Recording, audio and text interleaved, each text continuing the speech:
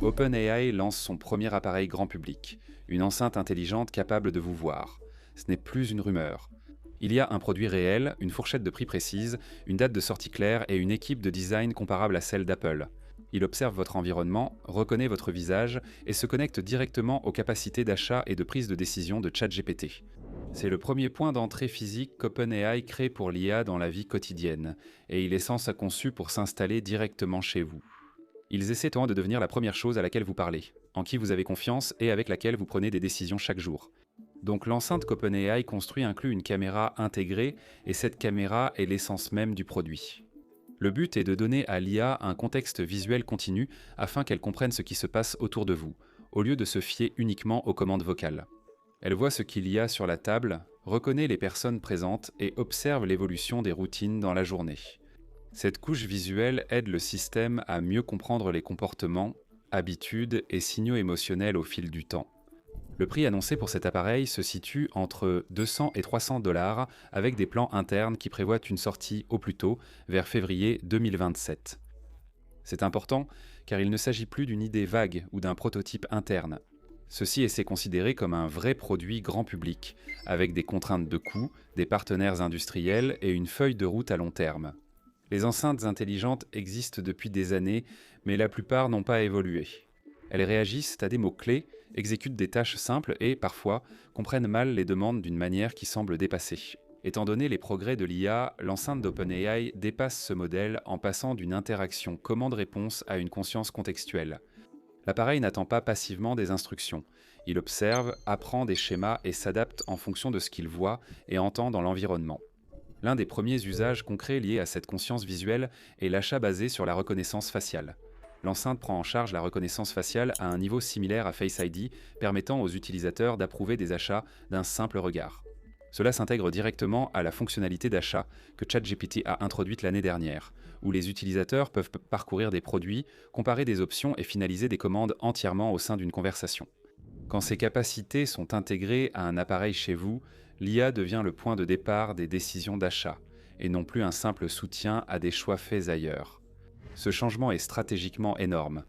Les moteurs de recherche dominaient la découverte d'intentions, tandis que les plateformes e-commerce construisaient des écosystèmes autour de la présentation des produits.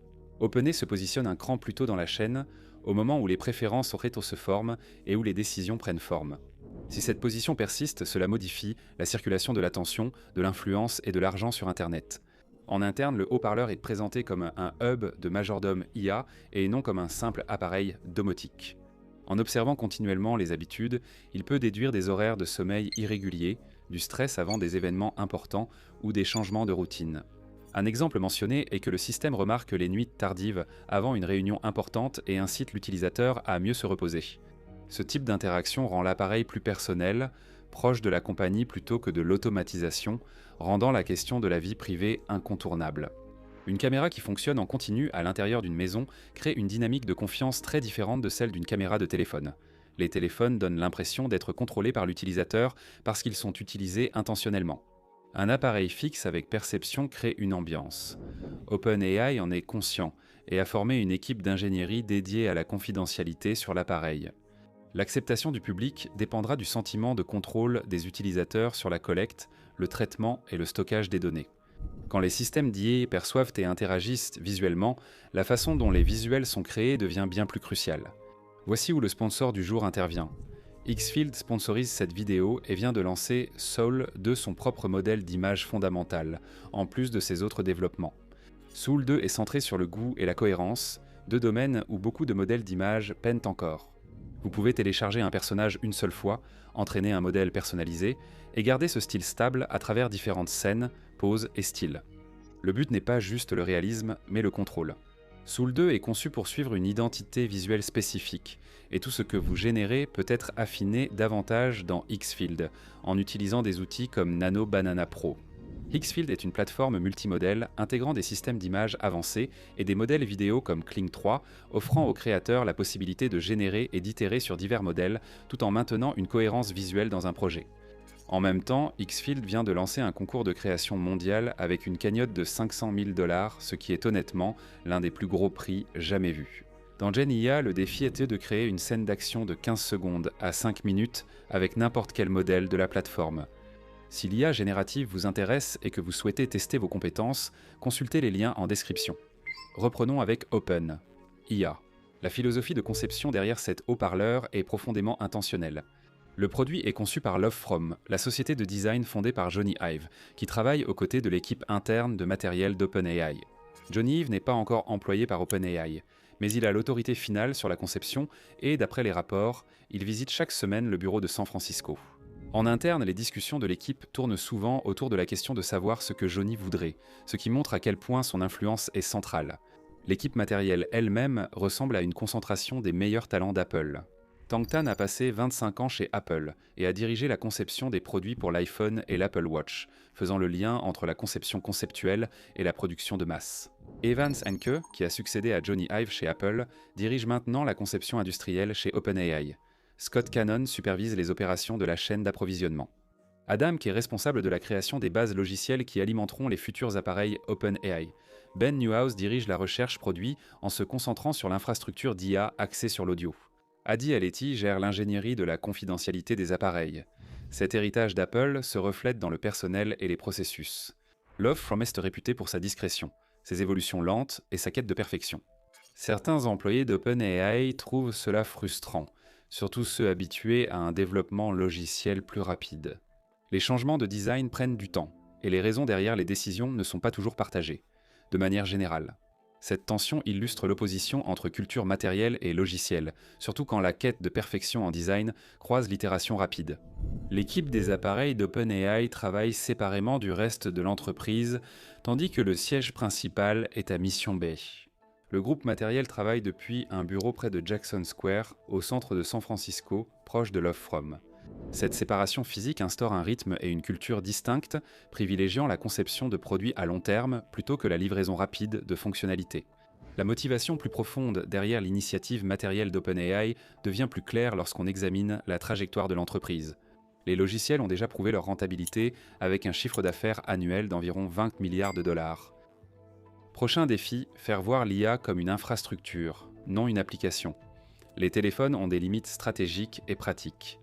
L'écosystème d'Apple est fortement verrouillé, et le format même du téléphone pourrait ne pas convenir au système d'IA. Pensée pour être ambiante, persistante et émotionnellement consciente, la feuille de route matérielle d'OpenAI privilégie des objets s'intégrant naturellement dans les espaces partagés ou sur le corps, sans exiger d'attention constante.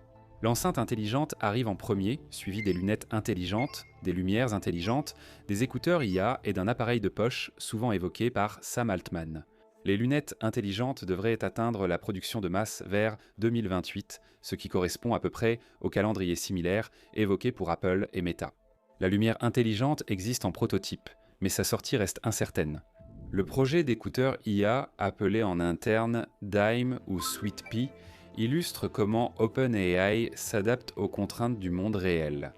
Les plans initiaux prévoyaient un téléphone équipé d'une puce smartphone de 2 nanomètres. Les pénuries d'approvisionnement, surtout en mémoire à large bande passante et la hausse des coûts, ont imposé un changement de stratégie. Le plan révisé lance d'abord une version axée sur l'audio, puis s'étend vers des configurations haut de gamme. À mesure que la situation économique s'améliore, cette approche privilégie l'établissement d'une présence avant la recherche de la perfection. Les plans de fabrication confirment en outre l'intention d'OpenAI de passer à l'échelle supérieure. Luxer Precision, un important assembleur d'iPhones et d'AirPods, aurait obtenu des contrats d'assemblage pour au moins un appareil OpenAI. GoAirTech, connu pour produire des composants pour les AirPods, le HomePod et l'Apple Watch, est en discussion pour fournir des modules de haut-parleurs. Il ne s'agit pas de partenariats expérimentaux, mais des mêmes usines qui produisent en masse les produits électroniques grand public les plus performants au monde. La réponse d'Apple montre à quel point cela est pris au sérieux. Selon des rapports, Apple aurait annulé une réunion interne à huis clos en Chine afin de réduire le risque que des cadres divulguent des plans futurs ou quittent l'entreprise. Pour OpenAI, cette réaction s'inscrit dans une tendance plus large, puisque OpenAI aurait embauché plus de 20 experts en matériel provenant d'Apple l'année dernière, alors qu'il n'en avait presque pas recruté l'année précédente. En même temps, OpenAI entre sur un champ de bataille déjà très encombré. Apple et Meta accélèrent leurs projets de dispositifs portables d'IA, comme des lunettes intelligentes, des écouteurs avec caméra et des pendentifs axés sur le contexte visuel et l'assistance. La concurrence sur la couche d'interface s'accélère. Les propos publics de Sam Altman expliquent cette urgence. Dans une interview récente en Inde, Sam Altman a décrit le rythme du développement de l'IA comme étant plus rapide qu'il ne l'avait personnellement prévu. Il y a 6 ans, l'IA peinait avec les maths de base. 1 an plus tard, elle résolvait des problèmes de lycée. L'été dernier, elle participait aux compétitions de maths les plus difficiles. Récemment, le dernier système d'OpenAI aurait résolu 7 des 10 problèmes de mathématiques de niveau recherche, jusque-là non résolus, posés par des mathématiciens. Ce changement marque une transition de la compétence vers la découverte. Altman estime que l'intelligence générale et la superintelligence pourraient arriver bien plus tôt que prévu. Il relie cette conviction à la sécurité et à l'équilibre du pouvoir, affirmant qu'aucune entité ne doit contrôler seule les systèmes d'IA avancés. Il décrit l'IA comme un enjeu politique mondial, aux alliances changeantes et aux rapports de force mouvants. Il a aussi réfuté les mythes sur l'énergie, affirmant que dire qu'une requête ChatGPT consomme 17 gallons d'eau ou l'équivalent de 10 batteries de smartphone est irréaliste. Les anciens centres de données utilisaient pensaient le refroidissement par évaporation, consommant de l'eau, mais cette méthode a été abandonnée. La consommation d'énergie reste un problème sérieux, mais pas dans la perspective exagérée par requête qui circule en ligne. Concernant les centres de données sous-spatiaux, Altman a été direct. Les coûts de lancement dépassent les économies d'énergie, et réparer des cartes graphiques en orbite est irréaliste. Il n'exclut pas les centres de données en orbite à long terme, mais ne voit aucune utilité majeure cette décennie. L'entretien s'est également beaucoup concentré sur l'emploi, en particulier en Inde, où environ 8% du PIB provient de ce secteur. Les outils de codage IA pour les entreprises, comme Codex, transforment déjà ce secteur en réduisant les coûts. Altman a reconnu cette évolution. Il souligne que les programmeurs s'adapteront, travailleront à des niveaux d'abstraction supérieurs, produiront plus et créeront de nouveaux types de travail. Il a qualifié l'Inde de marché à la croissance la plus rapide pour les codecs d'OpenAI, soulignant une énergie entrepreneuriale en forte hausse par rapport à l'an dernier. Altman a raconté avoir rencontré une grande entreprise qui comptait se préparer à l'IA sur plusieurs années. Il a qualifié ce calendrier d'erreur catastrophique, notant que l'IA progresse bien plus vite que les cycles de planification d'entreprise et que les sociétés lentes risquent de devenir obsolètes. Des sujets personnels ont aussi été évoqués. Altman a ouvertement décrit sa décision de ne pas détenir d'action dans OpenAI comme l'une des pires décisions qu'il ait prises, motivée par son désir d'éviter les conflits. À l'époque où OpenAI était une organisation à but non lucratif, il a exprimé sa lassitude face aux critiques constantes, peu importe sa direction. Interrogé sur une réconciliation avec Elon Musk, Altman a répondu que ce n'était pas prévu, tout en saluant ses compétences en ingénierie et sa capacité à motiver. Un moment particulièrement marquant est survenu lorsque Altman s'est vu demander ce qu'il ne demanderait jamais à ChatGPT. Sa réponse elle a été simple, il ne lui demanderait pas comment être heureux, préférant chercher cela auprès d'une personne sage.